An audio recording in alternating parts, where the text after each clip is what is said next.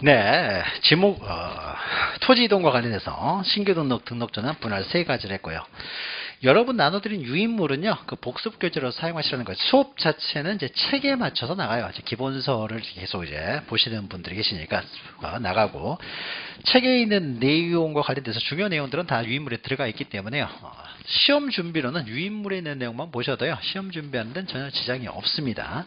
다만 우리는 수업은 이제 기본서로 나가기 때문에 간간히 이제 중간중간에 유인물을 이용할 때 그때 참 참고로 좀 보시면 되고요.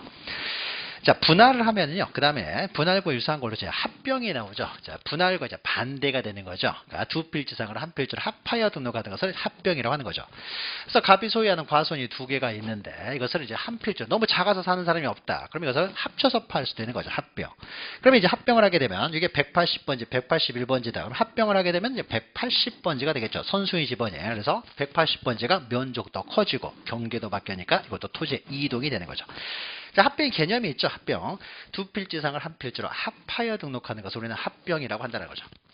자, 그 밑에 보시면 신청과 관련돼 가지고요. 그러면 우리가 앞에서 이 합병은요, 할 것이가 말 것이냐는 토지 소유자 자유예요. 그 원칙적으로 자유입니다. 그래서 거기 신청에서 반가를 2번 보시면요, 토지 소유자의 필요에 따른 경우 해가지고요, 그냥 자유라고만 써놓으면 돼요. 합병을 할 것인가 말 것인가. 합병 여부는 원칙이 자유예요. 자유가 원칙이에요. 하고 싶으면 하고 하기 싫으면 안 해도 상관없습니다. 그런데 여기 이제 예외가 있어요. 예외로서요. 하기 싫어도 해야 되는 경우가 있습니다. 합병 의무가 있는 경우가 있고요. 또 하고 싶어도 못하는 경우가 있어요. 합병이 제한되는 경우가 있습니다. 하고 싶어도 못하는 경우. 또 하기 싫어도 해야 되는 경우. 두 가지를 기억하시면 되는데요. 먼저 이제 합병 신청 의무가 있는 경우가 이걸 보죠. 합병 신청 의무가 있는 경우는요, 자, 이런 걸 생각해 보죠. 시골에요, 이제 과손에서 5필지가 있는데요, 여기를 수모를 시킬 생각이에요. 그래서 댐을 건설해 가지고요, 수모를 시킵니다. 자, 그럼 댐 건설해서 수모를 시켜 가지고 여기다 다 물을 받아 버렸어요. 자, 물을 받았으면 물이 고이는 토지의 지목은 뭐가 됩니까? 유지가 되는 거죠. 그래서 이게 자, 유지 됐어요. 뭐 그렇게 지목만 이렇게 바꿔놓으면 어떻습니까? 지목만 바꿔놓으면요, 유지가 5개인 것처럼 보이잖아요. 전체가 유지는 원래 하나잖아요. 댐으로 해설해서 전체가 다 호수가 돼버린 거잖아요. 그러니까 보기 좋겠습니까? 이건 합병을 하라는 거예요. 그러니까 인접하는 지목들이 동일해요. 동일한 경우에는 보기 좋게 합병을 하라는 겁니다. 그럼 보기 좋잖아요. 하나의 유지로 이렇게 이해하기 편하니까. 그래서 유지 이런 것들은 인접하는 토지가 전부 다 유지였을 때는 한 필지로 합병을 하라는 겁니다. 또 아파트 단지 같은 경우도 이런 일이 생길 수가 있는데요. 자, 예를 들어서 여기는 과수원인데 변두리 지역이었는데요. 여기다 다 밀어버리고 아파트를 짓는다고 해보죠. 그러면 먼저 어떻습니까? 토지공사부터 하겠죠. 토지공사부터요. 쭉 합니다. 그러면 토지공사만 다 끝났어도 어떻습니까? 아무것도 없는 이 토지는 아파트를 짓기 위해서 택지 조성공사가 준공이 되면요, 지목이 바뀌죠. 대로 택지 조성공사만 준공돼도 아파트 들어서기 전에도 지목은 대로 바뀐다고 했어요. 그리고 나서 이제 아파트가 들어섰습니다. 아파트가 만약 6동이 들어왔었다고 해보죠. 그러면 여기가 만약 102동 301호에 사는 사람이 있어요. 세기동, 여기가 102동이고 301호에 사는 사람이 있으면 301호 소유자가 없습니까? 토지에 대해서 갖는 권리가 있어요. 대지권이라고 하는 거죠. 아파트, 상가 이렇게 있으면 토지에 대한 권리도 대지권이 있어요. 근데 여기가 지번이 어떻게 되냐면 여기가 100번지고 여기가 101번지, 여기 102번지, 그다음 103번지, 104번지, 105번지 이렇게 있다고 해보죠. 하나가 빠졌네요. 101, 103, 104. 6필지인데. 100부터 했으니까 105. 이제 6필지가 되죠. 6필지가 있어요. 그러면 이 사람이요, 대지권을 얼마나 가지고 있냐면요, 1000분의 13을 가지고 있다 해보죠. 그럼 1000분의 13의 대지권을 가지고 있으면요, 대지권을 기록할 때 이렇게 되겠죠.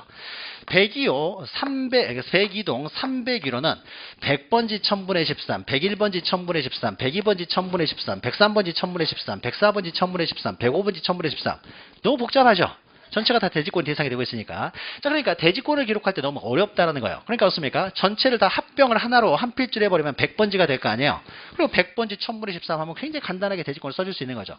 자, 그래서요, 이 아파트 단지, 또 상가 이렇게, 그러니까 상가가 있다든지 아파트 단지요. 그러니까 공동주택 부지, 그냥 아파트 단지를 기억하시면 됩니다. 공동주택 부지 해가지고 아파트 단지는요, 굉장히 넓잖아요. 이것도 대지권 기록이 편하기 위해서요, 아파트 단지 이거 다 합병을 하라는 거예요.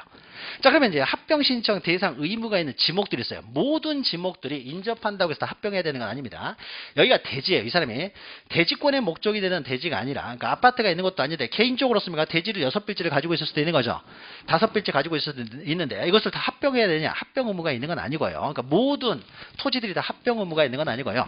일정한 지목의 토지들만 합병 신청 의무가 있습니다. 합병 의무가 있다는 거죠. 그러면은 보죠. 토지 소유자는 주택법에 따른 공동주택부재예요. 아파트 단지죠. 요거 하나 기억하시면 되고, 아파트 단지는 대지권 기록하기 편하게 하기 위해서 공동주택부지니까 아파트 단지는 합병 신청 의무가 있고요. 그 다음에요, 11개의 지목이 나옵니다. 11개. 그러니까 아파트 단지 제외하고 11가지 지목이 나와요. 이것들만 합병 신청 의무가 있는 것이지 그 이외에는 합병 신청 의무가 있는 것은 아닙니다. 그럼 11가지가 있는데요. 보면은 두자로 되어 있는 것이요, 6가지가 나와요. 그 다음에 네자로 되어 있는 것이요, 5가지가 나와요. 그럼 보통 어떤 경우냐면요, 길고 넓고 한 것들, 굉장히 넓죠. 아니면 굉장히 길게 되어 있는 것들, 길고 넓고 한 토지들로서요, 일반적으로는 개인이 소유하지 않는 토지들이에요. 국공유지들입니다. 이런 것들은 합병 신청 의무가 있다는 거죠. 그래서 자, 도로 굉장히 길죠. 제방 길죠. 하천 국어 비슷하죠. 굉장히 길죠. 길죠. 그다음 유지 넓죠. 공원 넓죠. 개인적으로 개인 소유하는 경우는 없죠. 이런 것들을 합병하라는 거예요. 그러니까 넓은 우리가 유지의 예를 들었지만요, 긴 것 도로도 마찬가지입니다. 서울에서 만약에 부산까지 도로를 온다고 해보죠. 자, 그러면요, 서울에서 조금씩 도로를 만드는 게 아니죠. 중간중간에서 동시다발적으로 이루어지잖아요. 그렇죠. 그러면 여기가 원래는 전부 다 임야였는데요, 도로를 놨어요. 조금씩 시작을 하죠. 그리고 어떻습니까? 도로를 이제 또 놓죠. 도로를 놓고 난 다음에 이걸 연결을 시키잖아요. 이렇게 했었으니까 서울에서 부산까지 도로가 이제 만들어지는 거죠. 그럼 이걸 도로 하면은 보기 안 좋잖아요. 다 합병을 해가지고 한 필지에 도로 이렇게 하면 그게 편하잖아요. 그러니까 넓고 길고 일반적으로 국공유지들이에요. 개인이 잘 소유하지 않습니다. 물론 개인이 소유할 수는 있지만은 일반적으로 개인이 잘 소유하지 않는 길고 넓고 한 토지예요. 그러면 네자로 되어 있는 것들 어떻습니까? 철도용지, 수도용지, 넓은 거, 학교용지, 공장용지, 채용용지. 넓잖아요. 다 넓고 길고 한 것들죠. 그러면요, 우리가 아주 오래전에는요, 이 합병 신청 의무가 있는 지목에 해당되느냐 해당이 되지 않느냐, 이것도 시험 문제 나온 적도 있습니다. 최근에는 안 나오고 있지만요, 나오면 또 맞춰야 되는 거죠. 나오면 맞춰야 되기 때문에 먼저 간단하게 공동주택 부지는 빼고요, 11가지를요 두자로 되는 게 6개, 네자로 되는 게 5개, 요거 이제 먼저 기억하시면 돼요. 그래서 만약에 유원지 들어간다든지 전답 뭐 이렇게 과수원 들어가면 무조건 틀린 거죠. 투자하고 네자짜리밖에 없으니까. 그렇죠. 이렇게 나오면 너무 편한 거고요. 이렇게 맞출 수도 있고요. 만약에 투자도 있고 네자도 있다. 그러면 이제 알아야 되는 거죠. 그러면 우리가 이제 상상을 해보는 거죠. 넓고 길고 한 토지로서 일반적으로 국공유지 생각하시면 됩니다. 그러면은 투자로 된 게 6가지는요. 간단해요. 도로 제방, 도로 비슷하고 하천, 국어, 뭐 이런 거, 유지, 공원 이렇게 하는 거고요. 그 다음에 뒤에 있는 내용 5자, 네자로 되어 있는 것들은 5개밖에 없는데, 뭐 목장용지, 종교용지 이런 것도 네자로 되어 있지만 여기는 해당이 안 돼요. 그러니까 이런 것들 뭐 두 문자로 해야 되겠죠. 뭐 철수가 공장용지는 장이 부으니까요. 장학금을 먹고 체했나 이렇게 아무튼 어떻게든지 여러분이 외우시면 되는 거예요. 그러니까 외우면 맞추고요. 또 안 외우면 틀려버릴 수도 있는 거잖아요. 자, 그래서 요것도 좀 참고로 좀 기억을 하세요. 다른 건 다 기억 못하면요, 요거는 이제 간단하게 기억하면 되는 거죠. 그러면 이것만 이거 알아도 우리가 또 답은 풀 수도 있을 수도 있으니까. 그리고 일반적으로 길고 넓고 한 국공유지들 이런 것들은 합병 신청 의무가 있다. 그러니까 단순히 대는 없습니까? 공동주택 부지가 아닌 대는 합병 신청 의무가 없어요. 그런데 공동주택 부지, 아파트 단지 이런 경우만 합병 신청 의무가 있다는 거죠. 그래서 합병 신청 의무가 있는 경우 지목들을 좀 기억하시고요. 자, 그 다음에는요, 밑에 보시면 합병을 하고 싶어도 못하는 경우가 있습니다. 합병이 제한되는 경우가 나와요.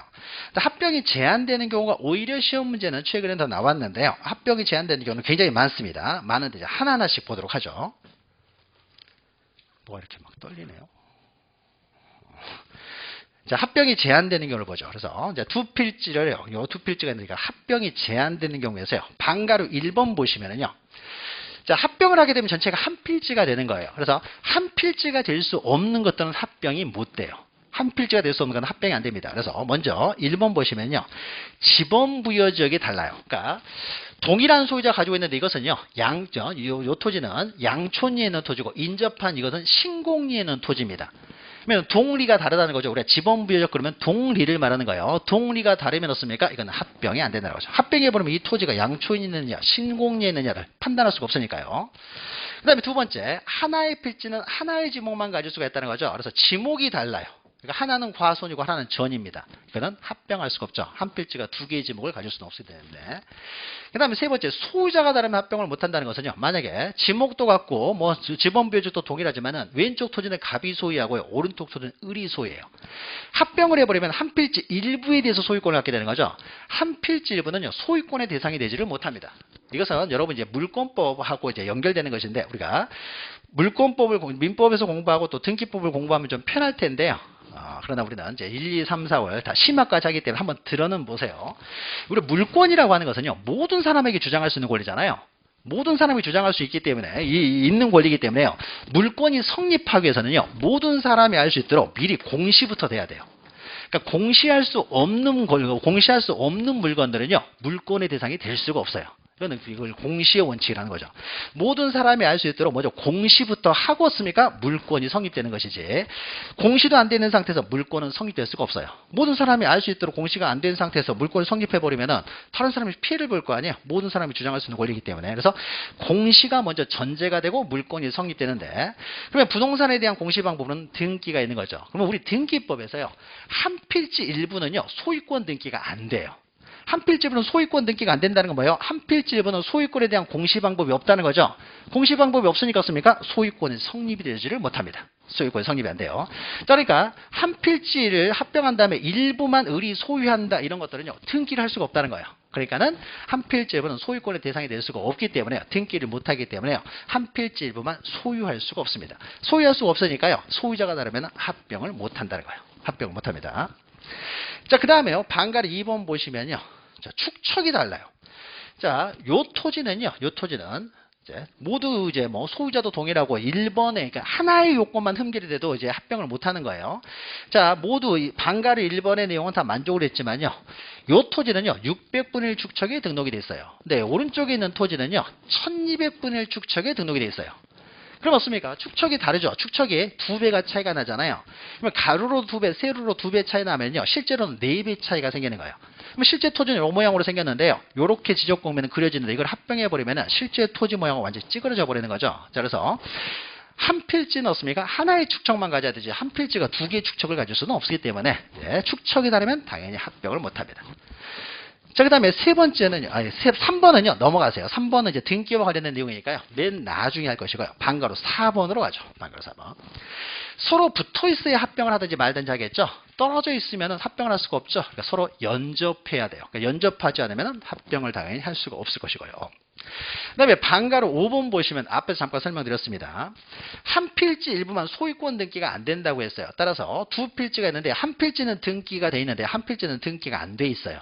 그럼 합병해버리면 한 필지 일부만 등기가 되는 거죠. 한 필지 일부는 소유권 등기가 안 된다고 했어요. 그래서 등기된 토지하고 등기 안 된 토지는 합병을 못해요.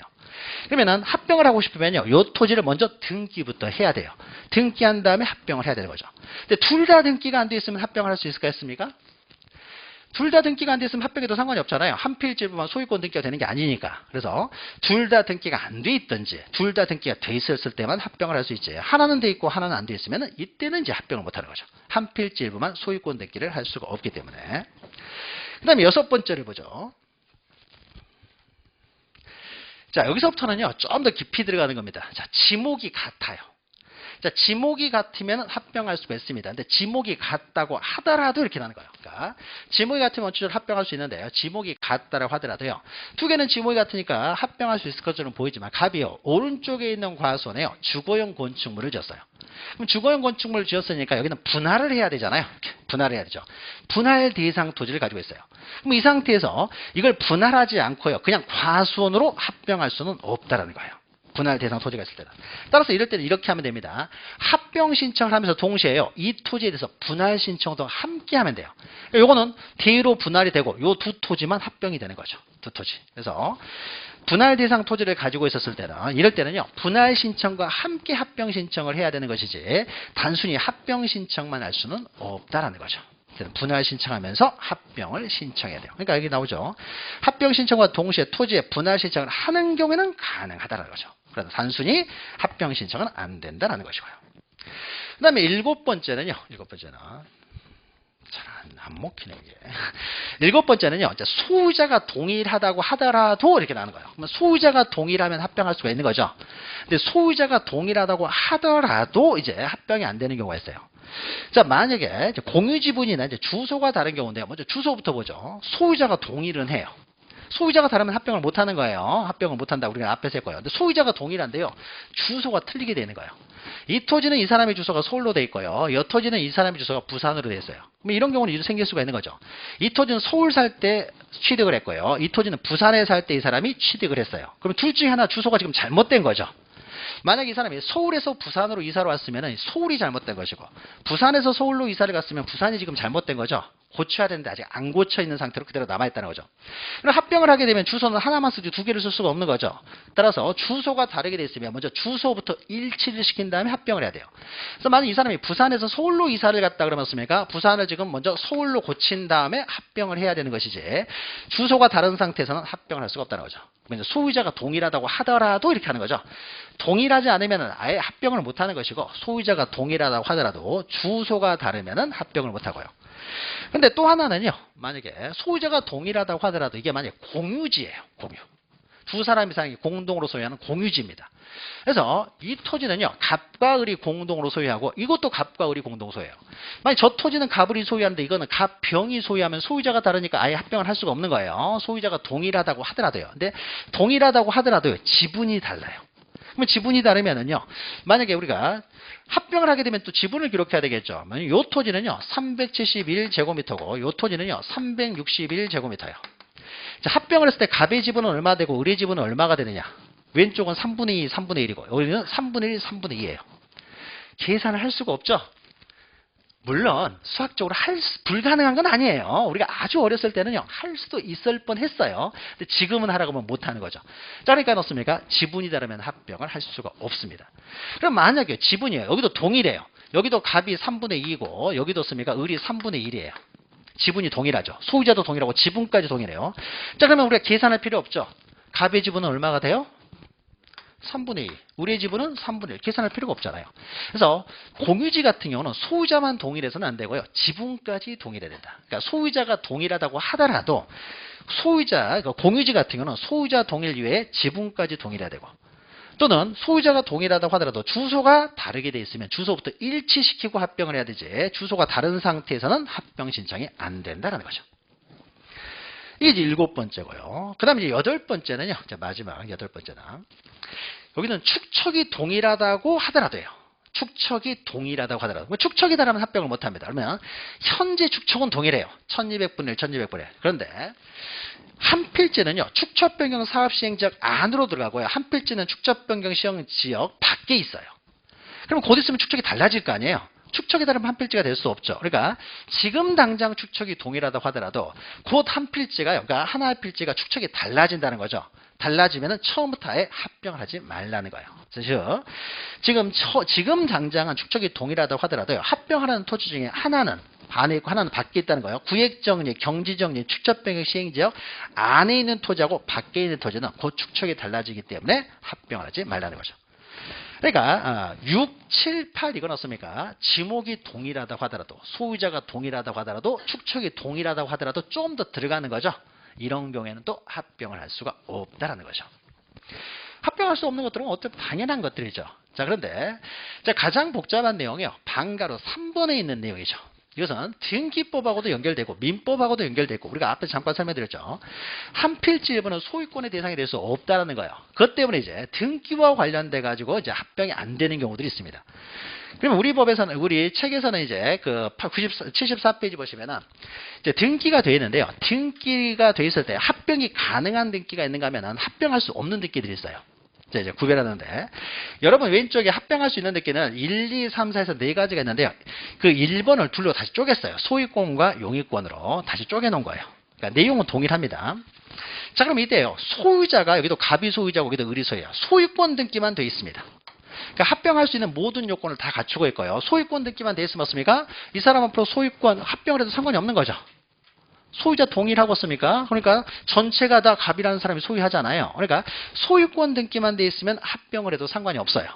그런데 만약에 그러니까 소유권 등기만 돼 있으면 합병해도 상관없는데 요 토지에만요 을이라는 사람이 왼쪽의 토지는 그냥 갑이 그냥 순수하게 소유하고 있는데 오른쪽의 토지는요 을이라는 사람이 가등기가 돼 있어요.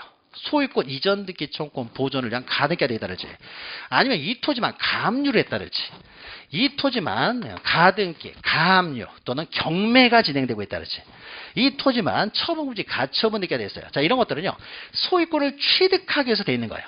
그러니까 임시적으로 돼 있는 느낌이다. 그러니까 소유권을 취득하기 위해서 임시적으로 가등기, 가압류는 경매하기 위한 거예요. 뭐 가처분도 요 토지를 취득하기 위해서 임시적으로 돼 있는 등기들이 있어요. 그런데 임시적으로 된 등기가 있는데 우리가 합병은요 자유롭게 원칙적으로 할 수 있는데 자유롭게 대신에 제3자에게 손해를 주면 안 되는 거죠. 내가 합병을 통해서 제3자에게 손해를 주면 합병을 막아야 될 거 아니에요. 그럼 만약에 을 앞으로 지금 가등기가 돼 있다는 것은요. 을이라는 사람은 이 토지만 지금 소유권을 취득하려고 지금 가등기를 해놓은 거죠. 근데 만약 이 상태에서 합병을 해버리면 어떻습니까? 한 필지 일부가 가등기가 되는 거죠. 한 필지 일부는요. 소유권 등기를 못한다는 거죠. 그럼 이 사람은요. 가등기 된 상태에서 본등기를 할 수가 없고 경매가 한참 진행되고 있는데 합병해버리면요. 경매가 더 이상 안 되는 거예요. 그렇습니까? 가처분 채권자, 가압류 채권자, 가등기 채권자, 이 가등기 이런 것들이 다 말소가 돼버립니다. 이 사람 권리를 침해하는 것이 되겠죠. 따라서 이럴 때는요. 한쪽 토지만 이렇게 소유권에 대한 다른 어떤 그러니까 순수하게 소유권 등기만 돼 있으면 상관이 없는데 소유권에 대한 가등기, 가압류, 가처분 이런 등기가 돼 있으면요. 합병 못하게 막아야 되겠죠. 그러면 이 권리들이 소멸해버리기 때문에. 여러분 나중에 또 매매 시간에 배울 텐데 요것만 환매특약, 환매권을 가지고 있어요. 환매권 가지고 있는데 합병해버리면 환매권 행사를 못 해버리잖아요. 그러니까 환매권도 소멸해버리겠죠. 이것 때문에 그러니까 단순히 소유권 등기만 돼 있느냐 소유권 외에 다른 등기가 돼 있느냐에 따라서 합병이 될 수도 있고 안 될 수도 있는 거예요. 그럼 이제 소유권 이외의 권리와 관련돼서요. 여기에 왼쪽 요 을의 토지에 대해서만요. 여기에 요 오른쪽 갑의 토지 오른쪽에 대해서만요. 을 앞으로 지상권이 설정되어 있습니다. 그러면 이 상태에서 합병을 해버리면요. 한 필지 일부가 지상권이 되겠죠. 그러면은 우리가 물권은요. 공시 방법을 먼저 갖추고 물권이 성립된다고 했어요. 한 필지 일부에 대해서는요. 유일하게 용의권은 가능해요. 용의권 등기는요. 우리 등기부에서 허용을 해주고 있습니다. 할 수가 있어요. 그러니까 한 필지 일부만 용의권 등기는 가능해요. 그러니까 한 필지 일부는 사고 팔 수는 없습니다. 분할을 해서 전체를 사고 팔아야 되는 것이지 한 필지 일부만 소유권 취득을 할 수 없기 때문에 매매가 안 돼요. 매매가 안 된다는 건 한 필지 일부만 경매도 안 된다는 거죠. 경매는 매매의 특수한 형태잖아요. 경쟁적으로 하는 매매가 경매니까. 그러니까 한 필지 일부는 매매가 안 된다. 소유권 취득이 안 된다. 매매가 안 된다는 건 경매도 안 되는 거예요. 그러니까 처분은 안 되지만요. 사용만 하는 건 상관없다는 거죠. 그래서 한 필지 일부는요. 용의권 등기는 우리 등기가 가능을 해요. 공시가 가능하니겠습니까? 한 필지 일부에 대한 용의권 등기는 가능하다는 거죠. 자, 그러니까 갑이 합병을 했다고 하더라도 이 부분 없습니까? 을이 여전히 지상권을 갖게 되는 거예요. 합병을 했다고 해서 을에게 손해를 주는 게 아무것도 없죠. 여전히 한 필지 일부의 용의권을 갖게 되니까. 자, 그러니까 지상권이 설정되어 있을 때는 합병해도 상관없어요. 이 사람에게 손해를 안 주니까. 근데 반대로요. 저당권이 설정되어 있을 때는 다릅니다. 여기 저당권. 저당권은 경매하기 위한 권리잖아요. 경매에서 우선 변제 받으려고 하는 것이 경매잖아요. 그러니까 저당권이죠. 그러면 저당권이 설정되어 있는 상태에서요. 만약 합병을 해버리면 한 필지 일부가 저당권이 돼버리는 거죠. 한 필지 일부는 경매를 못한다고 했죠. 경매할 수 없는 저당권이니까 저당권이 말소가 돼요. 소멸을 해버립니다. 그러니까 합병을 통해서 이 사람 권리를 소멸시켜버리는 거죠. 한 필지 일부는 저당권 설정이 안 돼요. 한 필지 일부는 경매가 안 되기 때문에 한 필지 일부는 저당권 설정이 불가능합니다. 이런 등기를 못하기 때문에 결국 을의 저당권은 소멸하게 돼요. 그러니까 어떻습니까? 저당권이 설정되어 있으면 이 저당권자 보호를 위해서요. 이것은 합병을 할 수가 없다는 거죠. 대충 이렇게 우리 여러분이 물권법 시간에도 공부하실 것이고 우리가 등기법 시간이니까 다 공부를 해요. 자, 그 다음에 이제 그다음에 세 번째는요. 지역권과 관련된 내용이에요. 여러분이 이제 물권법 시간에 지역권을 공부할 텐데요. 자, 지역권과 관련돼서는요. 나중에 물권법 하다 보면 또 우리가 등기법 시간에 또 하는데요. 갑이 두 토지를 소유하고 있고 역해는 을이라는 사람이 또 한 필지를 소유하고 있어요. 여기. 그런데 한 필지 소유하고 있는데 이 토지가 을의 이 토지에 대해서 지역권을 가지고 있는 토지예요. 자, 지역권을 가지고 있는 토지로는 요역지라고 해요. 그러니까 이 토지에 대해서요. 이 갑의 요 토지가 지역권을 가지고 있다는 거죠. 요역지일 수도 있고요. 아니면 이 토지가 을의 토지의 사용에 편익에 제공되어서요. 승역지일 수도 있어요. 편익에 제공된 토지를 승역지, 편익을 받는 토지를 요역지라고 하는 거죠. 먼저 승역지라고 해보죠. 이게. 이 토지가요. 을의 토지의 승역지예요. 승역지인 상태에서요. 을이 소유하고 있는 다른 토지와요. 합병을 해버리면 어떻게 됩니까? 한 필지 일부가 승역지가 되는 거죠. 그럼 한필지일부는 승역지가 될 수 있느냐? 이건 가능해요. 한필지일부도 승역지는 가능합니다. 그러니까 어떻습니까? 합병을 하더라도 상관이 없는 거죠. 그러니까 승역지였을 때는 합병을 할 수가 있어요. 그런데 만약에 이 토지가요, 요 오른쪽에 의뢰 토지에 대해서 유역지로서 지역권을 가지고 있는 토지예요. 근데 만약 이때 갑이라는 사람이 인접하는 자기의 다른 토지와 이것을 만약 합병을 해버리면 어떻습니까? 그럼 한필지 일부가 유역지가 되는 거죠. 한필지 일부는요, 유역지가 될 수가 없어요. 지역권 우리가 나중에 등기법 시간에도 공부하겠지만 지역권은요, 토지가 토지에 대한 권리예요. 그래서 유역지는요, 절대 한필지 일부가 될 수는 없고 요 토지가 갖는 권리가 되는 거예요. 그러니까 한필지 일부는 유역지가 될 수가 없습니다. 자, 그래서 어떻습니까? 이때는 유역지였을 때는 합병을 못해요. 유역지였을 때는 합병을 못한다는 거죠. 자, 그 다음에는 이제 공동저당권에 관한 내용이 나옵니다. 자, 그러면 만약에요, 을이라는 사람이 있대 오른쪽에 있는 합병하고자 하는 토지 중에 일부에 대해서만 저당권을 가지고 있으면 합병을 못한다고 했어요. 그런데 합병하고자 하는 모든 토지에 대해서요, 공동저당권을 가지고 있어요.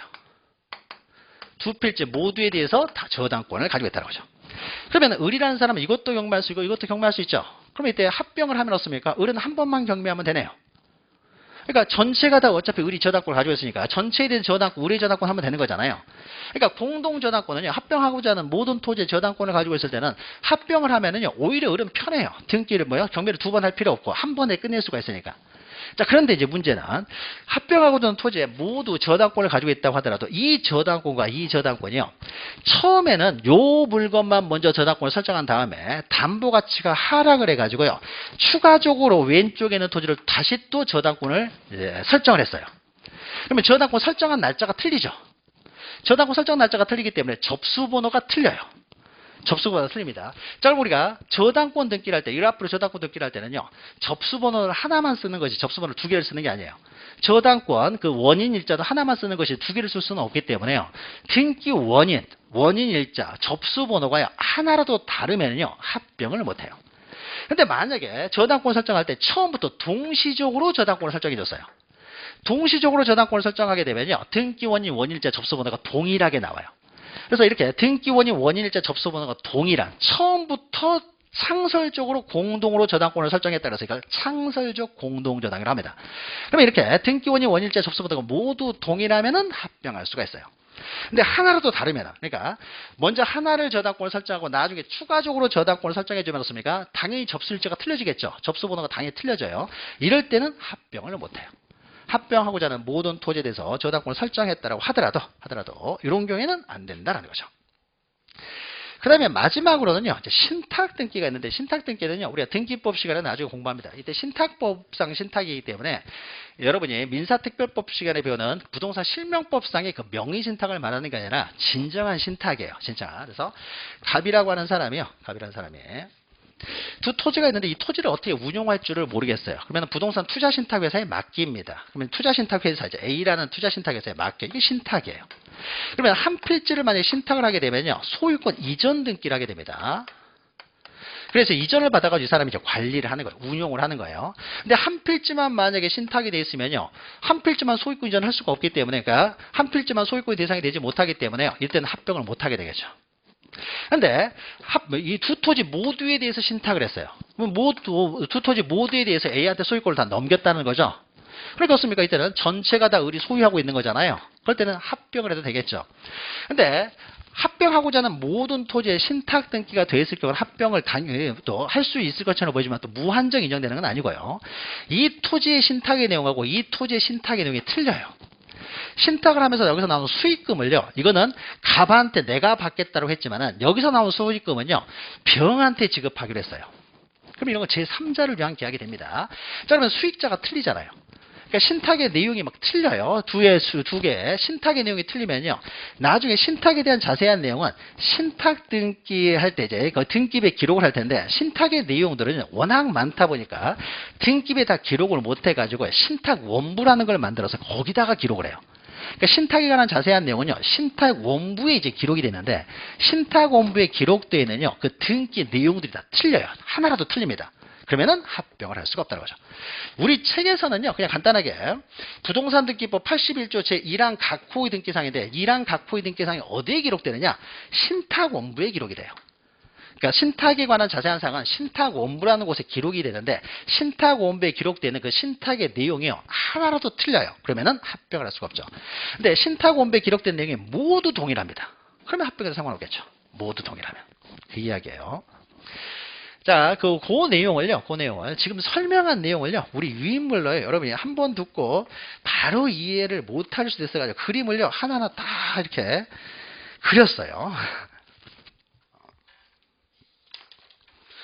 그래서 7페이지 보시면요, 그러니까 지금까지 했던 것이 뭐 6페이지 보시면 합병 제한되는 경우 쭉 이렇게 그림을 그려놓은 다음에 7페이지에는요, 방금 설명했던 내용들, 마지막에 그 신탁 등기와 관련된 내용은요, 나중에 우리가 등기법 시간에 공부를 하다 보니까, 그거는, 그러니까 모든 사항이 동일하면 합병할 수 있다. 동일하지 않으면 합병을 못 한다. 요거는 나중에 등기법 시간에 공부하니까, 나머지 내용들에 대해서는요, 그림으로 되는 경우, 안 되는 경우, 최선을 다해서 그린다고 그랬는데, 여러분 보고 이제, 방금 설명했던 내용이니까 한번 듣고 읽으시면 또 이해가 될 거예요. 그냥 읽으면은 이해가 쉽지 않겠지만. 자, 그러면은 합병과 관련해서는 합병이 제한되는 경우하고 합병이 의무가 있는 경우, 해야 되는 경우 두 가지를 구별해서 잘 보시면 됩니다. 그 다음에 양가로 4번을 보죠. 이 등기와 관련된 내용은요, 그 합병 마지막에 했던 내용은 우리가 등기법을 공부하면요, 자연스럽게 또 알게 돼요. 등기법 공부하면. 또 민법을 공부하게 되면 또 자연스럽게 알게 되고. 그러니까 요 내용들은 민법에서도 나오고 등기법에서도 나오기 때문에 우리 등기법에서도 공부를 합니다. 자, 첨부서류를 보죠. 자, 항상 신청할 때는 신청서 작성해야 된다는 거죠. 신청서 작성하고요. 첨부서는 뭐 중요한 거 않고요. 밑에 정리 방법이 오른쪽에 95페이지 정리 방법 해가지고 우리 책에서는 뭘 보냐면요. 앞에서 잠깐 했지만 반가리분의 측량본 보세요. 측량. 측량을 하지 않는다고만 기억하시면 돼요. 앞에서 잠깐 설명드렸죠. 면적 경계 좌표 이동이 있음에도 불구하고 유일하게 측량하지 않는 것이 바로 합병이라고 했어요. 그러면 면적은 합산을 하고 경계나 좌표는 그냥 말소해버리면 됩니다. 그래버리면 해결하기 때문에 측량하지 않는다는 거죠. 근데 반가리 위반에 맨 밑에 보시면 그러나 조사는 해요. 정말 합병이 있었는지. 그러니까 모든 토지 이동에 대해서 다 조사는 한다. 그러나 측량을 하지 않는다고 했죠. 측량을. 그래서 합병의 특징은 측량을 하지 않는다고 기억하시면 됩니다. 자, 그렇게 정리를 하시고요. 그럼 합병은 이제 끝난 거예요. 합병이 좀 내용이 많죠. 그래서 합병도 잘 나옵니다. 잘 나오는 내용이 합병이요. 자, 그 다음에 이제 95페이지 보시면요. 이제 지목 변경이 나옵니다. 지목 변경. 지목이 바뀌는 거. 이게 지목 변경이에요. 지목도 토지의 표시니까 당연히 지목도 토지의 표시이기 때문에 당연히 이게 토지 이동이 되겠죠. 그래서 지목 변경이라는 것은 기존에 등록되는 지목을요. 다른 지목으로 바꾸어 등록하는 것이 이제 지목 변경이 되는 것이고요. 지목도 신청 의무가 있습니다. 60일 내에 신청 의무가 있다. 그러니까 합병도 신청 의무가 있는 경우는 다 60일이었죠. 그래서 다 60일을 따로 외울 필요 없는 거죠. 60일 내에 신청 의무가 있다. 그러니까 합병은 다 신청 의무가 있는 것이 아니라 일정한 지목의 토지가 신청 의무가 있었고, 분할도 다 신청 의무 기간이 있었던 건 아니고 한 필지 일부가 용도가 다르게 됐을 때, 이럴 때는 이제 분할 신청 의무가 있었죠. 그래서 이렇게 신청 의무가 있는 경우에는 60일이 됩니다. 여기까지는 뭐 간단하고요. 자, 지목 변경 관련돼서도 양가로 3번 보시면 이제 대상 토지를 보시면 돼요. 대상 토지. 제가 안 하고 책에서 그냥 넘어가 버리는 부분은요, 시험에 안 나온다는 거예요. 그러니까 그냥 넘어가는 겁니다. 자, 대상 토지를 보죠. 그러면 여기 대상 토지를 또 기억하고 계셔야 돼요. 대상 토지. 여기도요, 네 가지로 볼 수 있어요. 그러니까 우리 책에서는 동그라미 1, 동그라미 3 세 가지가 있죠. 동그라미 1, 동그라미 3 세 가지가 있는데요. 자, 동그라미 2번을요, 다시 둘로 나눌 수가 있어요. 자, 먼저 동그라미 2번부터 봅니다. 토지의 용도가 변경이 됐어요. 그럼 지목이 변경 대상이 되는 거죠. 지목. 토지의 용도가 바뀌었으니까 지목을 변경해야 돼요. 근데 토지는 그대로 둔 상태에서요. 건축물의 용도만 바뀌어도 지목은 바뀐다. 요게 이제 또 기억하셔야 돼요. 그러니까 토지나 건축물의 용도 변경을 둘로 나눌 수가 있다는 거죠. 그러면은 건축물의 용도만 바뀌어도 지목은 바뀌어요. 그러니까 토지 외에 학교가 있어요. 그러면 학교 용지죠. 근데 토지는 건들지도 않았는데 학교가 폐교가 돼가지고 이걸 공장으로 이용을 해요. 완전히 공장으로 개조를 해가지고 공장으로 이용합니다. 그러면 어떻습니까? 토지는 손 하나도 되지 않았죠. 근데 건축물의 용도가 바뀌어버렸잖아요. 학교에서 공장으로. 그러면은 지목도 공장 용지로 변경이 되는 거죠. 그러니까 토지의 용도는 토지는 그대로 둔 상태에서 건축물의 용도만 바뀌어도 지목은 변경된다. 이렇게 헷갈릴 수 있으니까요. 지목 변경 대상 토지도 이렇게 이걸 2번을 둘로 나누게 되면 네 가지가 되겠죠. 그래서 지목 변경 대상 토지가 네 가지가 되고 등록 전환 대상 토지가 네 가지가 돼서 그 대상 토지는 등록 전환하고 지목 변경 대상 토지 이 네 가지씩은 좀 기억하셔야 돼요. 나머지는 대상 토지를 볼 필요 없죠. 너무 당연하니까. 그래서 등록 전환하고 지목 변경 대상 토지 네 가지를 기억하십니다. 자, 그러면은 용도가 변경되면 이제 지목이 변경되는데요. 자, 동그라미 1번을 보죠. 우리 책에서는 우리가 이제 앞에서 배웠던 내용이죠. 만약에요. 여기 전전 과수원이 있어요. 자, 이걸 다 밀어버리고요. 아파트를 짓습니다. 그러면요. 아파트가 들어서면 당연히 지목은 대가 되는 거죠. 그러나 우리는 앞에서 배웠죠. 아파트 짓기 전에요. 토지공사만 준공돼도 지목은 바뀐다고 했죠. 토지공사만 끝나졌습니까? 사용 목적에 따라 지목이 바뀌잖아요. 뒤로. 이것이 바로 동그라미 1번에 있는 거죠, 여러분. 자, 거기 나오죠. 국토의 계획 및 이용에 관한 법령, 이건 안 보셔도 되고요. 자, 관계 법령 등에서 토지공사만 준공되더라도, 토지의 형질 변경 등의 공사 준공도, 즉 토지공사만 준공되더라도 지목은 바뀐다는 거죠. 아직 아파트 들어서기 전에. 요거죠. 그래서 이때도 지목이 변경된다. 그 다음에 이제 넘기시면요. 동그라미 3번에 있는 내용인데요. 자, 그러면 우리가 보죠. 이제 네 번째는요. 자, 만약에 여기 아파트 단지는 어떻습니까? 공동주택 부지는 합병을 해야 된다고 했죠. 그건 뒤에는 다 합병을 해야 되는 거예요. 아파트 단지는 합병을 해야 돼요. 자, 그러니까 토지공사만 준공돼도 그 사용 목적에 따라 지목을 변경하는데요. 토지공사가 아직 준공되기 전이에요. 준공되기 전에요. 공사를 이제 시작하는 과정에서요.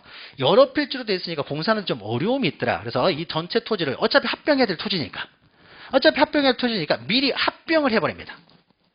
어차피 합병할 토지니까 미리 합병하셔도 상관이 없는 거잖아요. 그래서 미리 합병을 해버렸어요. 자, 그럼 미리 다 합병을 해버리면 어떻습니까? 전체가 한 필지가 됐으니까 지목은 하나만 설정해야 되겠죠. 이때 지목을 뭐로 할 것이냐라는 거예요. 전이 내기라고 해서 전으로 하면 안 되겠죠. 곧 있으면 뭐가 돼요? 대가 될 거 아니에요. 그러니까 처음부터 아예 대로 지목을 바꿔버리는 거예요. 자, 그러니까 이제 나오죠. 네 번째가 나오죠. 그러니까 여러분 동그라미 3번에 있는 거죠. 자, 토지공사가 아직 준공되기 전이에요. 그러니까 토지공사만 준공돼도 지목을 바뀌는데 토지공사가 준공되기 전이라고 하더라도요. 합병이 돼버리면 어떻습니까? 지목은 또 바뀌는 거예요. 아까 전전에서 대로 바뀌어버리잖아요. 그러니까 우리가 시간의 순서를 거꾸로 간다고 생각하시면 되겠죠. 토지나 건축물의 용도가 변경. 아직 건물이 들어서기 전이라고 하더라습니까? 토지공사만 준공. 토지공사가 준공되기 전이라고 하더라도 전체를 다 합병을 해버리면요. 지목이 또 바뀌게 되는 거죠. 그러면 장차 토지공사가 끝났을 때, 준공됐을 때 지목으로 설정을 해버린다는 거죠. 그래서 지목 변경 대상 토지가요. 또 이렇게 우리가 나누면은 네 가지가 되는 거죠. 그래서 지목 변경 대상 토지하고 등록 전환 대상 토지의 네 가지를 구별해서 기억하셔야 돼요. 그래서 등록 전환 대상 토지의 네 가지예요. 요런 거 하나 딱 들어간다든지 하는 거죠. 지목 변경 대상 토지 문제 내면서요. 요 네 가지에다 어떻습니까? 등록 전환 대상 토지가 하나 들어가 버리는 거죠. 그러면요. 굉장히 헷갈려요. 그러니까 이걸 다 정리하시기 바랍니다. 핵심만 기억하시면 되겠죠. 용도 변경, 토지공사 준공, 준공전 합병. 이렇게 기억하시면 됩니다. 자, 지목 변경 관련돼서는요. 중요한 내용은 이게 끝이고요. 그러니까 별로 나머지 내용은 중요한 내용은 아닙니다. 대상 토지 기억하셔도 되고. 그다음 밑에 이제 96페이지 보시면 첨부 서류가 있죠. 항상 어떻습니까? 신청하라고 할 때는 이제 첨부 서류 들고 가야 된다는 거죠. 첨부 서류. 첨부 서류를 제출하는데요. 첨부 서류는요. 우리가 지목 마음대로 바꿀 수 없죠. 보통은 공법상 규제가 굉장히 많다 보니까 허가 같은 걸 받아야 되잖아요. 허가 같은 거 받아야 돼요. 그러면은 지목 거기 동그라미 방가리 1번에 동그라미 1, 2, 3은요. 뒤에 보면은요. 다 증명서류예요. 이런 거죠. 토지나 건축물의 용도가 변경됐으면 증명하는 서류. 그러니까 대상 토지가 되었다는 걸 증명하는 서류. 이것만 기억하시면 돼요. 앞에 있는 내용을 외울 필요 없고 그냥 증명서 가져간다. 이렇게만 기억하시면 돼요. 그러니까 첨부 서류는요. 그냥 증명서라고만 기억하시면 된다고 그랬죠. 나 이거 외울 필요는 없고요. 자, 그러면요. 이제 증명 서류를 이제 가져가야 되는데요. 방가로 2번을 기억하는 게 낫습니다. 그래서 자, 방가로 2번 보시면요. 개발행위 허가나 농지 전용 허가, 농지를 다른 용도로 이제 전용을 한다든지, 임야를 다른 용도로 전용한다든지, 보존 산지 전용 허가, 그러니까 산지 전용 허가죠. 이런 공법상 규제를 받고 있어요. 어떤 토지가 공법상 규제를 받고 있는 토지에 대해서 지목을 변경하려면요. 공법상 규제를 먼저 통과를 해야 될 것이고 지목 변경 신청을 하러 올 때 어떻습니까? 공법상 규제를 통과했다는 증명서를 가져와야 되겠죠. 가져와야 되는데 만약에 어떤 토지가요. 이런 공법상 규제를 전혀 받지 않습니다. 전혀 공법상 규제를 받지 않는 토지라면 어떻습니까? 지목을 마음대로 바꿔도 상관없는 거죠. 거기서 넣습니까? 지목을 자유롭게 변경할 수 있기 때문에 이런 증명서를 안 가져도 상관이 없다는 거예요. 그리고 또 하나가요. 전답, 과수원 상호 간의 지목 변경이에요. 전답, 과수원 합쳐서 우리는 보통 농지라고 하는 거죠. 그럼 전답, 과수원 상호 간에는요. 자유롭게 지목을 변경할 수가 있어요. 자유롭게 변경할 수가 있기 때문에 그렇습니까? 이런 경우도 증명할 서류 안 가져도 상관없어요. 그러니까 방가로 2번에 있는 내용은요. 지목 변경이 자유롭다는 거죠. 자유롭기 때문에 증명서를 안 가져도 상관없다.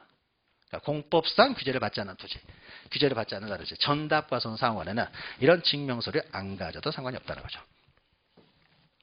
여기서는 오히려 요 방가로 2번이 더 중요한 것이고요. 그다음에 마지막으로 이제 정리 방법이 있는데 정리 방법은요. 지목이 바뀌었기 때문에 측량을 할 필요는 없고요. 그러나 정말로 지목이 바뀌었는지에 대해 조사를 하겠죠. 그래서 모든 토지 등에 대해서 다 조사는 한다고 했어요. 다 조사는 하지만 다만 측량은 면적 경계 좌표 이동이 있을 때만 측량을 한다. 다만 면적 경계 좌표 이동이 있음에도 불구하고 유일하게 측량하지 않는 것이 합병이고요. 요것만 좀 기억하시면 되죠. 나머지는 뭐 변경되는 거 없으니까 그대로 두면 되는 거고요. 그럼 지목 변경과 관련된 내용도 다 끝난 거예요. 지목 변경은 그 증명서 첨부 생략하는 경우, 그 다음에 대상 토지, 요것만 좀 기억하시면 되는 거죠. 자, 기본적인 토지 이동이요. 또 이제 마지막으로 6번 보시면 바다로 된 토지 등록 말소가 있어요. 97페이지. 기본적인 토지 등이 6개가 나오는데 그 6가지 중에 이제 6번째가 됩니다. 바다로 된 토지에 이제 등록 말소가 납니다. 이거는 말소하는 거죠. 그래 신규 등록은 새로 정하는 거였어요. 근데 그 이외에 등록 전환, 분할, 합병, 지목 변경은 변경하는 거죠. 분할 합병은 면적의 변경을 가져오고요. 등록 전환을 하게 되면 습니까? 지번의 변경을 가져오는 거죠. 다 변경이 되는 거죠. 변경. 그 다음에 말소되는 것으로는 이제 바다로 된 토지 등록 말소가 있어요. 자, 이것도 이제 특징들이 있어요. 바다로 된 토지 등록 말소에 특징들이 있으니까 특징들을 좀 기억하시면 되는데, 자, 여기는 토지고요. 여기는 바다라고 해보죠. 바다가 아닌 건 다 토지고 토지가 아닌 건 다 바다예요. 그럼 여기 이제 여러 필지가 있겠죠. 여러 필지가 있어요. 그러면 여기가 100번지고요. 여기가 101번지라고 해보죠. 그러면은 해명과 접하는 곳은 없습니까? 최대 만조일을 기준으로 경계가 정해져 있는 거죠. 최대 만조일, 최대 만수가 되는 선이죠. 자, 되어 있는데요. 바닷물이 어느 순간에 올라오기 시작해요. 두 토지 모두 갑이 소유한다고 해보죠. 갑이 소유하고 있는데 해수면이 올라옵니다. 해수면이 올라와가지고 여기까지 올라와가지고 더 이상 빠지질 않는 거예요. 여기까지 올라와 버렸어요. 더 이상 빠지질 않습니다. 자, 그러면 이게 바다가 된 거죠. 바다가 됐다는 것을 민법에서 포락되었다고 하는 거죠. 그러면 우리가 예전에 그 경계할 때 설명드렸는데요. 개펄이 됐다. 개펄을 간석지라고 한다고 했어요. 그러면 개펄은 바다로 취급한다고 했죠. 그러니까 바닷물이 올라왔다 내려가는 간석지, 즉 개펄이 되었습니까? 바다로 취급해버리는 거예요. 그러면 이런 경우도 포락이 된 거죠. 포락됐다고 하는 거죠. 그러면 100번지는 어떻습니까? 일부가 바다가 됐죠. 근데 101번지는 전부가 바다가 됐죠. 그러니까 바다가 되면 어떻습니까? 취조권에서 말소를 하게 되겠죠. 그러면 이게 말소라는 것이요. 지우개를 지우는 게 아닙니다. 요 경계가 사라졌잖아요. 그러니까 여기다 X표를 쳐요. 요 경계 사라졌으니까 X표 치고요. 요 경계 사라졌으니까 X표 치고, 요 경계 사라졌으니까 X표 쳐요. 그러니까 과거의 형태는 그대로 우리가 읽을 수 있도록 놔둡니다. 볼 수 있도록 놔두면서요. 가위표를 치는 거, 이게 바로 말소예요. 말소. 자, 그러면요. 우리가 전부가 바다가 됐을 경우 어떻습니까? 측량의 대상이 없죠. 그러니까 이거는 측량할 필요가 없겠죠. 근데 일부가 바다가 됐을 때는 어떻습니까?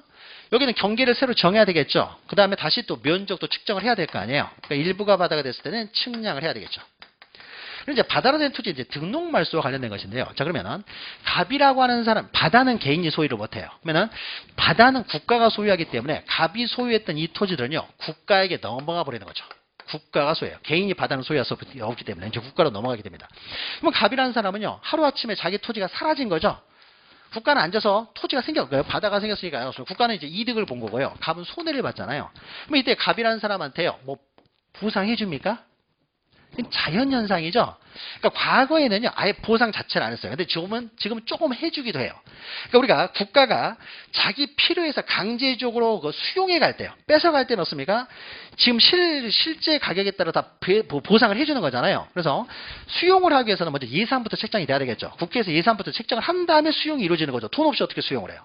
그러니까 국가가 강제로 수용을 할 때는 어떻습니까? 미리 다 예산이 책정돼 가지고요. 그래가지고 어떻습니까? 다 실거래가에 따라서 다 보상을 해줘요. 그런데 이건 자연현상이잖아요. 이럴 때에 대비해서 미리 예산이 책정되어 있는 것도 아닐 것이고요. 국가가 강제로 뺏어간 것도 아니잖아요. 그러니까 이때는 보상을 해줘도요, 조금 보상해주고 말아요.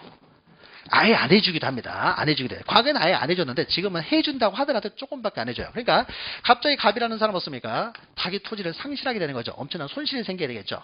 자, 그러면은 일반적으로 우리가 일반적인 토지 이동에 있어서는요, 토지 소유자의 신청에서 이루어졌어요. 만약에 토지 소유자에게 바다로 된 토지 등록말소 신청을 하라 그러면요, 자, 그러면 이 토지가 바다가 되느냐 안 되느냐부터 판단부터 해야 되겠죠. 하루 정도 바닷물 올라왔다고 해서 바다라고 될 수는 없죠. 그러면 일주일 정도 바닷물이 올라왔다 빠져요. 그럼 이건 바다로 볼 것이냐? 한 달은 돼야 바다라고 볼 것이냐. 용부의 바다가 돼야 되잖아요. 우리가 포락이라고 하기 위해서는 용부의 바다가 돼야 되지, 한 번 바닷물 올라왔다고 해서 바다가 됐다고 하지는 않습니다. 그러면 만약에 이게 이 토지가 용부의 바다가 되느냐 안 되느냐를 토지 소유자가 판단하게 할 수는 없는 거잖아요. 토지 소유자가 어떻게 판단해요? 그러니까 바다가 되느냐 안 되느냐는요, 공적으로 판단을 해줘야 될 거 아니에요. 그럼 그 판단하는 기관이 어디냐? 지적소관청이요. 그래서 먼저 개념부터 보시면요. 지적공부에 듣는 토지가 지형의 변화도로 바다가 된 경우로서 용구의 바다가 돼야 돼요. 용구의 바다가 된다는 것은 원래 그 지목으로 원상으로 회복할 수도 없고요. 다른 지목의 토지가 될 가능성은 없어요. 그러면 뭐예요? 용구의 바다가 됐다는 거죠. 일시적으로 바닷물 올라오는 거, 바다가 되는 것은 바다가 됐다고 하지 않습니다. 이걸 우리는 포락되었다고 하는 거죠. 포락. 그러면 어떻습니까? 용구의 바다가 됐으니까 이제 등록 말소를 합니다.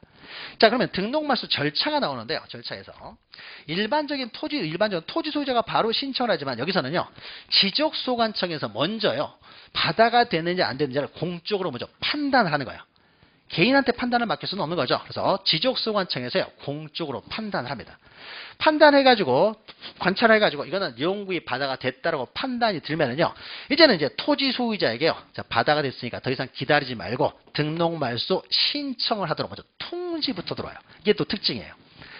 그러니까 분할이나 이런 거는요, 토지 소유자가 먼저 알잖아요. 이거 간단하니까. 근데 바다가 되느냐 안 되느냐는 토지 소유자가 바로 판단을 못하기 때문에요, 공적으로 지적소관청에서 판단을 한 다음에 등록말소 신청을 해야 될 토지 소유자에게 먼저 신청을 하도록 통지부터 시작된다. 이게 좀 특징이에요.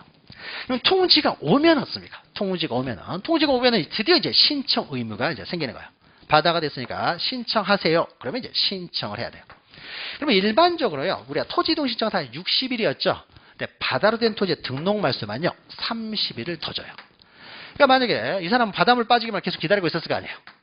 바닷물이 빠져야 내 토지죠. 그래서 빠지기 기다렸다고 했습니까? 그럼 바다가 안 지고 이제 토지가 되면 얼른 팔아야 될 거 아니에요? 팔고 떼야 되겠죠. 그러니까 바닷물 빠지기만 계속 기다리고 있는데 없습니까? 통지가 딱 와버렸어요. 이제 바다가 됐으니까 더 이상 기다려봤자 의미가 없습니다. 라고. 통지가 오면 없습니까? 손실이 엄청나게 생겼으니까 먼저 술부터 마셔야 될 거 아니에요? 그래서 술 먹고 유로할 수 있는 시간을 30일을 더 줍니다. 그래서 90일을 줘요. 그러니까 다 60일인데요. 요것만 90일이에요. 근데 90일이 다 되도록 없습니까? 이 사람 없습니까? 신청하겠어요? 안 하겠어요? 안 하겠죠. 뭐 비료, 푸대 같은 거라도 갖다 해가지고 바다 못 들게 막아야 되겠죠. 계속 그거 하겠죠. 물 빼고 있을 거 아니에요. 바다가 돼버리는 순간 끝나버리는 거니까. 자, 그러니까 습니까? 마지막까지 뒀습니까?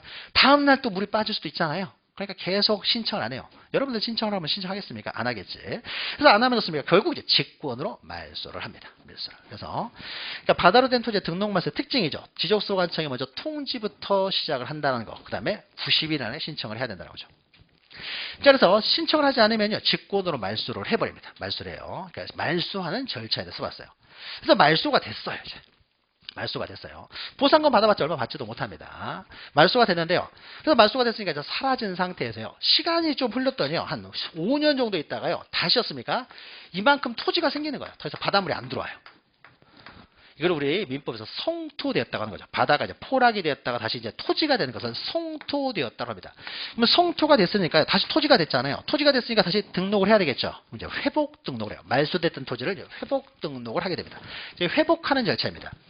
자, 그러면 여러분이 나중에 또 민법 시간 하게 될 텐데요. 바다가 됐을 때 국가가 소유권을 취득해 국가로 넘어가 버립니다. 그러면은 다시 성토된 토지에 대해서 갑의 소유권이 부활하느냐? 부활하는 게 아니에요. 이 사람 보상금 좀 받고 끝나버리는 거예요. 이거 바다는 국가가 소유하기 때문에요, 나중에 물이 빠져서 다시 토지가 됐다고 하더라도 이 토지는 여전히 국가가 소유해요. 국가가. 성토된 토지도 여전히 국가가 소유합니다. 그러니까 이 사람은 그냥 사라지고 없는 거예요. 없는 겁니다. 보상금 조금 받았으면 그럼 끝나는 거예요. 그래서 성토되면요, 이 성토된 토지는 국가가 소유해요. 그러니까 회복 등록에 있어서는 어떻습니까? 우리가 지적사무는 국가사무라고 했고요, 지적소관청은 국가의 하부 행정기관으로서 역할을 하는 거예요. 그럼 국가가 소유하는 토지를 어떻습니까? 국가 명의로 등록을 하겠죠. 그러니까 자기가 소유하는 토지를 자기가 자기 명의로 등록하는 거죠. 그러니까 신청이라는 개념이 없죠.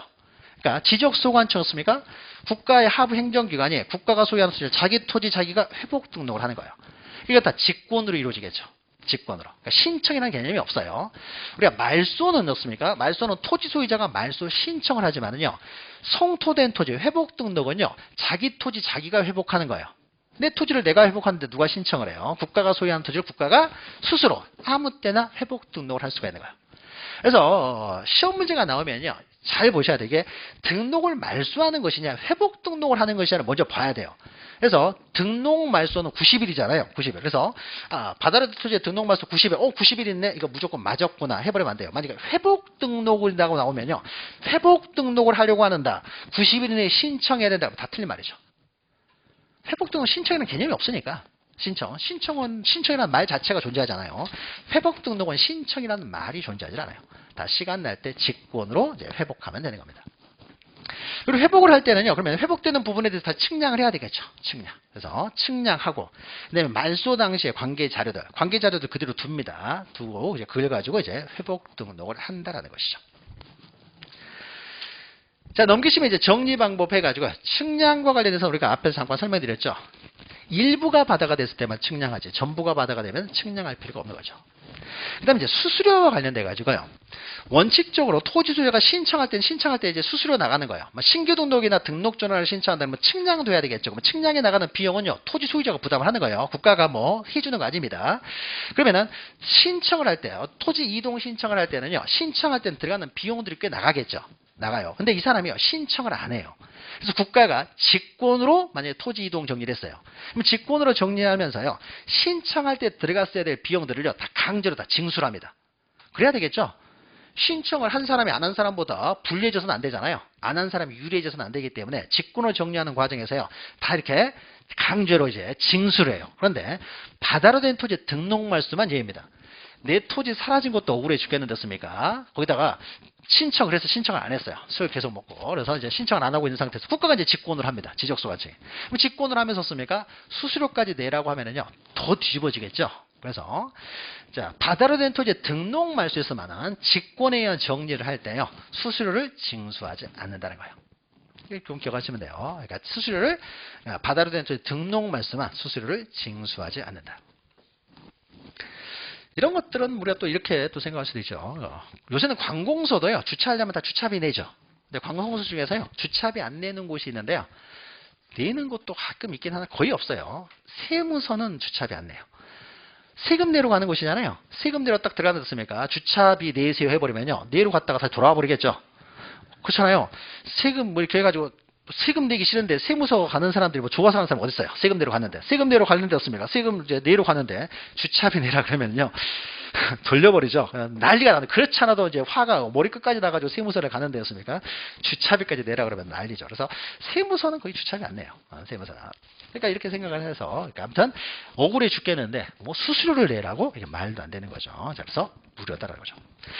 그 다음에 이제 마지막 통지와 관련돼서요. 통지와 관련돼서. 우리가 지적 정리를 하게 되면은 또 등기와 일치를 해서 등기 촉탁도 한다고 했어요. 그 다음에 맨 마지막으로 토지 소유자 등에게 그 정리 결과를 통지한다고 했는데요. 통지와 관련돼서요. 통지와 관련돼서 한 사람이 추가되니까 좀 기억하시면 돼요. 토지 소유자에게만 통지하는 것이 아니라요. 바다가 됐을 경우에는요. 관리청이 바뀌어요. 토지는 지적소관청이 관리하지만 바다는 공유수명관리청에서 관리를 해요. 관리청이 바뀐다는 거죠. 그래서 만약에 토지가 바다가 되면요. 해당 공유수명관리청에게 야 너희 관할로 넘어갔으니까 너희들이 지금부터는 관리해라 라고 통지를 해요. 다시 토지가 됐을 때도 마찬가지입니다. 그러면 다시 토지가 됐을 경우에도요. 그럼 관리청이 또 바뀌는 거죠. 그래서 공유수명관리청에 통지해가지고 너희들 손 떼라. 이제 우리 관할이 됐으니까 손 떼라라고 해서 해당 공유수명관리청에도 통지한다. 이것도 하나의 특징이니까 좀 기억하시면 돼요. 그래서 바다로 된 토지의 등록 말소에서는 좀 특징들이 있죠. 그래서 특징들을 좀 기억하시면 되고요. 지금까지 6가지 기본적인 토지 등록을 했는데요. 그것을 제 유인물 10페이지에요. 간단하게 이렇게 정리해놨어요. 간단하게.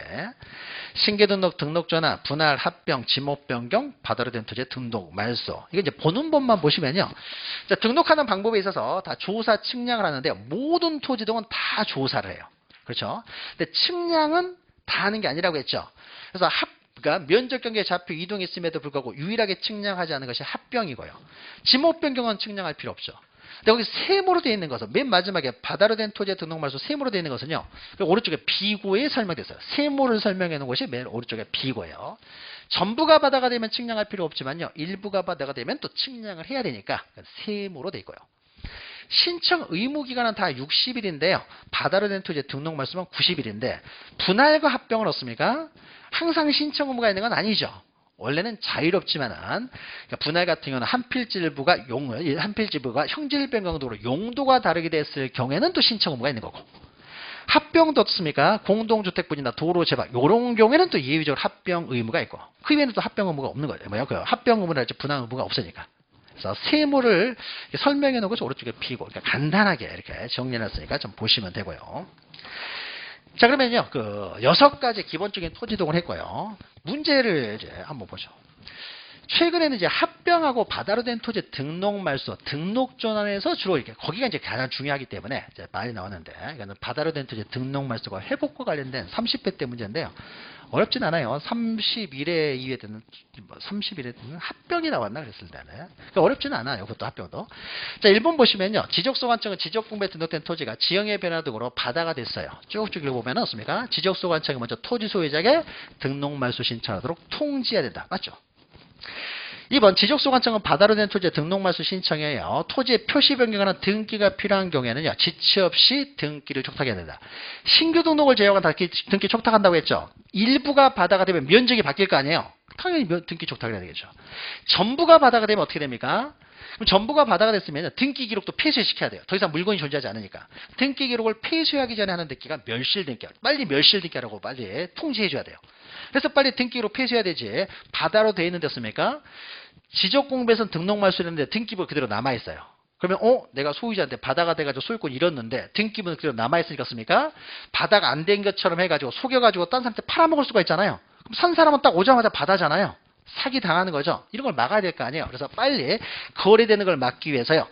등기로 폐쇄해야 돼요. 폐쇄하기 전에 하는 등기가 멸실 등기고. 그러니까 일부가 바다가 되면은 면적을 변경하는 등기를 해라. 전부가 바다가 되면은 멸실 등기라고 당연히 촉탁을 합니다. 근데 이게 다 헷갈리면은요. 그냥 신규 등록을 제외하고는 다 촉탁한다 기억하시면 돼요. 그 다음에 3번 지적소관청이 직권으로 지적공부의 등록상을 말소한 후 지역의 배당으로 다시 토지가 됐어요. 성토되었다는 거죠. 다시 토지가 됐으면 어떻습니까? 이제 회복 등록을 하는 거죠. 이건 신청이라는 개념이 없다고 했어요. 그냥 지적소관청이 스스로 알아서 회복 등록을 하는데 회복 등록할 때는 측량하고 말소 당시에 자료들을 가지고 이제 회복 등록을 하면 된다라는 거죠. 그것도 맞는 내용이죠. 처음에 볼 때는 이게 문장이 길면은요, 한눈에 잘 안 들어오는데요. 계속 여러 번 반복하다 보면요, 한눈에 딱 보입니다. 그러니까 여러 번 반복을 해야 돼요. 그 다음에 4번, 지적소관청으로부터 지적공부에 등록말소 신청을 하도록.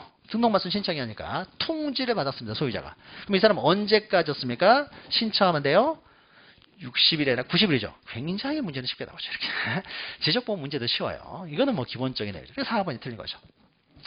그 다음에 5번 지적소관청의 직권으로 지적구매 등록상을 말소하거나 회복 등록을 했을 때였습니까? 정유격으로 토지 소유자뿐만 아니라 해당 공유수명관리청에도 통지한다. 맞죠? 자, 여기까지 해서요. 기본적인 토지 이동 6가지를 하고요. 이제 가장 복잡하고 시험 문제 많이 나오는 것이 99페이지 보시면 이제 축척 변경, 그 다음에 등록상 정정이 있는데 이건 잠시 쉬었다가